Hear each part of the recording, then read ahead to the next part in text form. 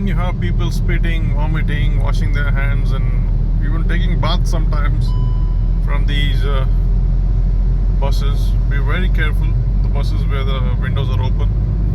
I just had a lady washing her hands, and then I had to use my windshield wipers to clean it up.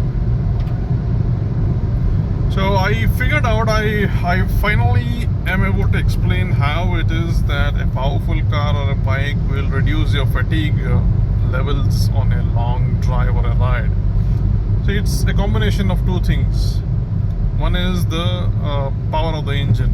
When it's so powerful, you're capable of maintaining certain speeds very well. And second most important point, because if that is lacking, I don't think you will be less tired. The most important point that I was wanting to tell you is, so I'm kind of able to articulate what it is that actually makes you less fatigued or less tired on a long drive or a ride. So I believe it is a two-pronged approach.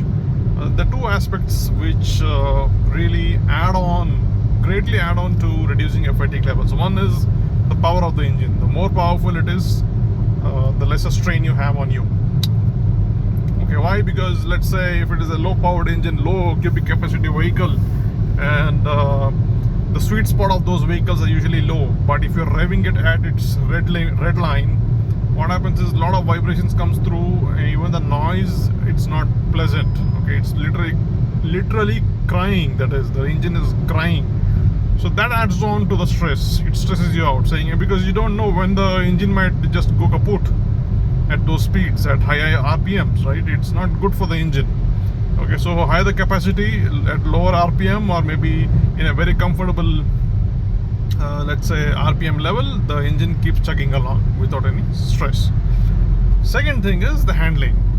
If the handling is precise, the chassis is sorted out, and you have almost 99% control, let's say, of what you can do with that. You can brake late, you can let's say maneuver it in ways that you usually couldn't previously, or maybe you can't in certain motorcycles or cars.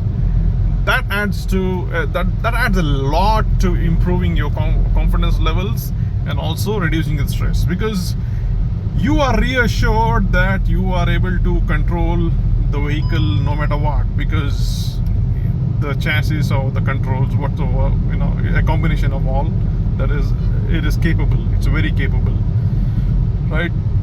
So both of these things, when they culminate together, they reduce your stress levels on the highway. Okay, and of course there's always these variables. The open the road is, the less stress you have, the more traffic there is, the more stress you have, that is, right? So that is always there. But then this helps, the power and the handling angle really does help in reducing fatigue and stress levels to a great extent.